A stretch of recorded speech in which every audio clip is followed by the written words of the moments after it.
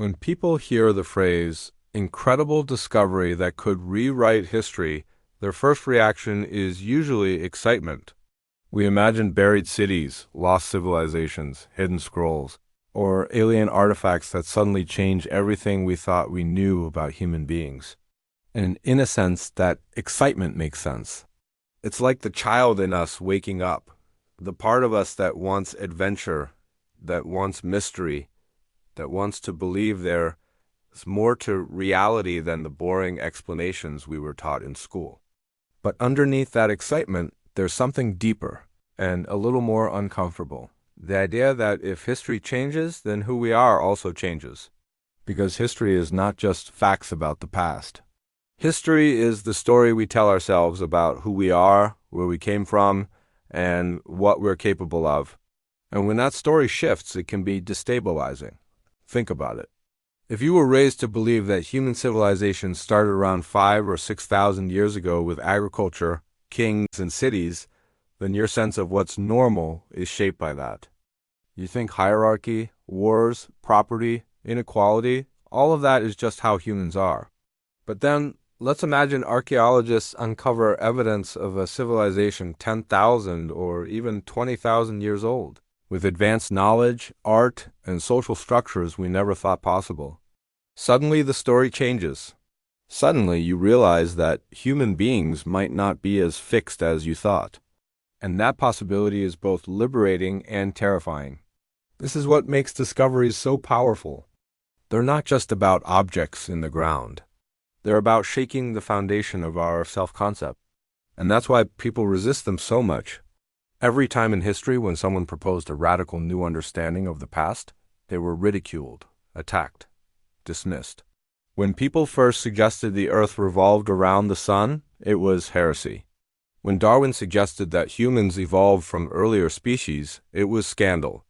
Not because the data was weak, but because the implications threatened the narrative people depended on. And the same thing happens today. If an incredible discovery suggests history is not what we thought, people don't just argue about the evidence. They argue about identity. But why do we cling so tightly to a particular version of history? It's because the human brain craves stability. We want a story that anchors us, that explains why things are the way they are.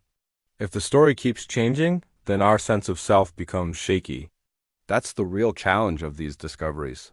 Not that they're hard to understand, but that they demand we grow up, let go of old certainties, and embrace the unknown. And that's really, really hard for the human psyche. Let me give you an example. For decades, historians insisted that humans first came to the Americas about 13,000 years ago via the Bering Land Bridge, based on a culture called the Clovis.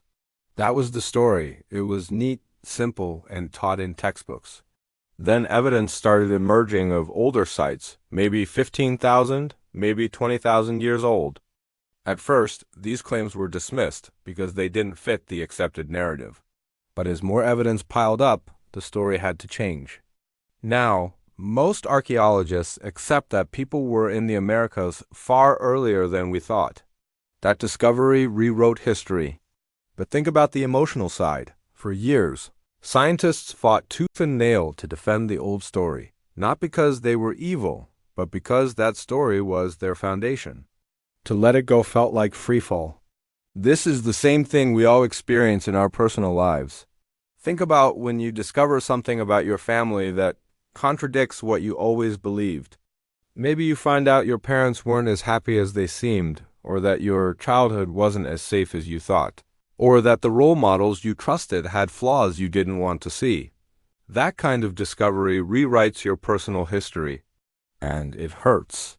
But it also opens the door to a deeper, more authentic understanding of yourself. Human history works the same way. Every incredible discovery that rewrites history is basically humanity's version of therapy. We uncover something we've buried, something uncomfortable, something that forces us to reframe our story. At first, we resist. Then, if we're brave enough, we grow. So why does this matter to you, sitting here in your own life? Because whether or not you care about archaeology or ancient civilizations, the principle is the same. The world is full of discoveries that could rewrite your personal history, your beliefs, your assumptions. The question is, are you willing to face them? Or are you going to cling to the old narrative because it feels safer? This is where growth happens. In that uncomfortable space between what you thought was true and what is actually real. And here's the thing, discoveries don't just rewrite history, they rewrite possibility. If we find out that humans built advanced structures 12,000 years ago, suddenly the limits of what we think humans can do expand. If we find evidence of lost technologies, suddenly our faith in modern superiority gets shaken. And if we find records of different ways of organizing society, suddenly we realize that the systems we think are inevitable capitalism, patriarchy, hierarchy, might just be temporary experiments. That realization is scary because it means there's no guarantee our current way of life is permanent. But it's also empowering because it means we're not stuck. If humans have reinvented themselves before, we can reinvent ourselves again. This is where the psychological layer really matters, because a lot of people feel stuck today. Stuck in jobs they hate, stuck in political systems they don't trust, stuck in relationships that feel hollow. And when you feel stuck, it's tempting to believe this is just how life is. But discoveries that rewrite history remind us, no, this is not how life has always been. Humans have lived differently before. Humans have thought differently before. Humans have created worlds before. Which means that maybe you, too, can create a new version of yourself. Maybe the stuckness you feel is not destiny. It's just the current chapter of the story. And stories can change. But here's the paradox. In order for the story to change, something has to be discovered. Something hidden has to be brought into the light. And usually that something is uncomfortable. It challenges what you wanted to believe. It disrupts the neat version of your past. That's why discoveries are so often resisted. Because they force you to admit you were wrong, and humans hate being wrong. But the only alternative is to cling to illusions, and illusions keep you stuck. So when we talk about an incredible discovery that could rewrite history, what we're really talking about is courage. The courage to let go of comfort, the courage to face uncertainty, the courage to reimagine what's possible. That's what science needs. That's what culture needs. And honestly, that's what you need in your own life. What I find fascinating about discoveries is that they are never just about facts. They're about frameworks. Because humans don't actually live in facts. We live in frameworks. A framework is the lens through which we interpret reality. Imagine you put on red-tinted glasses. Suddenly the whole world looks red.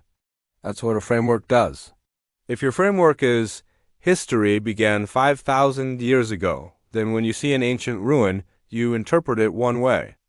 If your framework shifts to civilization could be 20,000 years old, suddenly that same ruin carries a completely different meaning. The stone didn't change, the date didn't change, your framework changed. And so the story of the stone and the story of yourself transformed. This is why discoveries feel like they're rewriting history. The facts were always there. Göbekli Tepe was sitting in the dirt for 10,000 years before anyone dug it up. The Antikythera mechanism was underwater for 2,000 years before divers found it. The Dead Sea Scrolls sat in jars for centuries before shepherds stumbled across them. The discoveries didn't to create anything. They revealed what was already real but outside our framework. And this mirrors our psychology. So many of us carry buried truths within ourselves, childhood experiences, unconscious biases, forgotten memories, and when those come to the surface, they don't create trauma, they reveal trauma. They don't create possibility, they uncover possibility. But until we bring them into awareness, our framework is limited. We're trapped in a story that isn't complete. This is why discovery feels destabilizing. Because when the framework cracks, you lose your anchor. Think about Galileo. Before him, the earth was the center of everything. The heavens revolved around us. It was comforting. Humans were special. Then Galileo peers through his telescope and says, actually, the earth moves around the sun. Suddenly, the framework collapses. Humans aren't the center. We're just one planet among many. People panicked, not just because they were attached to dogma, but because they were attached to meaning. And that's what is really at stake every time history gets rewritten, the meaning of our existence. Now let's bring this to something like Göbekli Tepe. For years, archaeologists believed that agriculture came first, then villages, then religion, and temples. That was the framework. But Göbekli Tepe, a massive ritual site over 11,000 years old, predates agriculture, which means humans may have gathered for spiritual or communal reasons before they gathered for farming. That single discovery flips the script. Maybe human beings are driven first by meaning, then by survival. Maybe community and spirituality aren't luxuries we develop later, but core drivers of our species. Do you see how one discovery doesn't just add data? It reshapes what it means to be human. And here is the psychological layer. How often in your own life do you believe something about yourself? I'm lazy. I can't change. I'm bad at relationships. And then one discovery cracks that framework. Maybe you learn you have ADHD, and suddenly your whole history of procrastination looks different. Maybe you uncover childhood trauma, and suddenly your flaws make sense in context. The facts of your past didn't change, but the framework did, and that changes everything. This is what therapy often is: excavation. Digging into the dirt of your own history, uncovering ruins you didn't know were there, and realizing the story you told yourself about your life wasn't the full story. Now, let's zoom back out to collective history. One of the most profound discoveries of the last century was the Antikythera mechanism, a Greek device from over 2,000 years ago that functioned like a mechanical computer, predicting planetary movements with astonishing accuracy. Before its discovery, the framework was ancient people had basic tools, but advanced machines didn't exist until much later. After its discovery, the framework cracked. Suddenly, ancient Greeks weren't just philosophers. They were engineers operating at a level we didn't expect until the Renaissance. And here's the kicker. Once you realize something like that exists, you have to ask, what else might be out there? That's the real destabilizer. It's not just the object, it's the possibility that our story is incomplete. And the human brain hates incompleteness. We crave closure. We want the story tied up in a bow, but reality doesn't give us that. Reality leaves mysteries, and to live with that mystery requires humility. Now think about why humility is so rare in our world today. We're in an age of cheap certainty. Social media rewards hot takes, not nuanced reflection. People would rather shout, "This is the truth," than sit with, "I don't know." But discoveries that rewrite history demand humility. They force us to admit, "I thought I knew, but I didn't." And that's terrifying. But it's also freeing. Because if you don't have to know everything, if you don't have to cling to certainty, then you're open. Open to learn, open to grow, open to discover. And this openness is exactly what most of us need in our personal lives too. Because so many people are stuck in rigid frameworks. This is who I am. This is how life is. This is what's possible for me. They defend those frameworks the way academics defend their textbooks. But what if there's a Göbekli Tepe buried in your psyche? What if there's an Antikythera mechanism rusting in your subconscious? What if the story of you isn't what you thought? This is where discovery becomes not just historical but therapeutic, because it invites us into curiosity. And curiosity is one of the most healing mindsets you can cultivate. When you're curious, you stop clinging to certainty and start exploring possibility. Instead of saying, "I'm broken," you start asking, "What if I've just misunderstood myself?" Instead of saying, "This is the end," you ask, "What if this is the beginning?" That's what discoveries teach us. There is always more than meets the eye. But let's also acknowledge the shadow side. Discoveries can be destabilizing to the point of despair.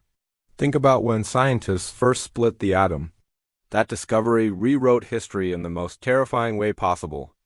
It gave us nuclear power, but also nuclear bombs. It showed us that within the fabric of matter itself was enough energy to destroy humanity. That's not an uplifting story. That's a horrifying one. And that's another reason people resist discovery, because sometimes the truth hurts. Sometimes knowledge is heavy. Sometimes knowing more makes life harder. This is why so many people say ignorance is bliss. And on some level, they're right. But ignorance also chains you. It keeps you from growth. So the question becomes, how do we hold the weight of discovery without collapsing under it? The answer is integration. Discoveries rewrite history, but then we have to rewrite ourselves to match. If you learn about a trauma in your past, the knowledge alone isn't healing. You have to integrate it, to weave it into your story in a way that makes you stronger, not weaker. If humanity learns about a forgotten civilization, the fact alone isn't enough. We have to ask, what does this mean for us today? How can this expand our imagination of what's possible? Otherwise, discovery is just trivia. And trivia doesn't transform. Integration does. This is why ancient discoveries fascinate me so much. They're not just about the past, they're about the present. If Göbekli Tepe shows that spirituality predates farming, what does that mean for how we live today? Maybe it means we can't reduce humans to material needs alone. Maybe meaning is as essential as food. If the Antikythera mechanism shows ancient people had advanced technology, what does that mean for today? Maybe it means progress isn't linear. Maybe civilizations rise and fall, and our sense of superiority is fragile. If early human migration shows people crossed oceans earlier than we thought, what does that mean? Maybe humans are more resilient, more adventurous, more connected than we give ourselves credit for. Each discovery is not just data, it's a mirror that shows us who we are, who we've been, and who we might become. And this is where I want to emphasize something. Discovery is not about the past, it's about potential. History is not dead, history is alive in us. Every time we rewrite history, we rewrite the boundaries of human possibility. And you are a part of that, because the same principle applies to your own life. You may think your story is written. I failed at school. I'm a failure. But what if there's a buried discovery, undiagnosed hidden talent, untapped resilience that rewrites your story? Suddenly, your past failures aren't proof you're broken. They're evidence of a different framework. And once that framework shifts, your future changes. That's why I love the phrase, incredible discovery could rewrite history, because it's also true for you. An incredible discovery about yourself could rewrite your history. Maybe you discover you're not unlovable. You just never saw healthy love modeled. Maybe you discover you're not stupid. You just learned differently. Maybe you discover you're not lazy. You're burned out. These discoveries don't create a new you. They uncover the real you. And when that happens, you realize the story you lived under wasn't the full story. And that realization is the beginning of transformation.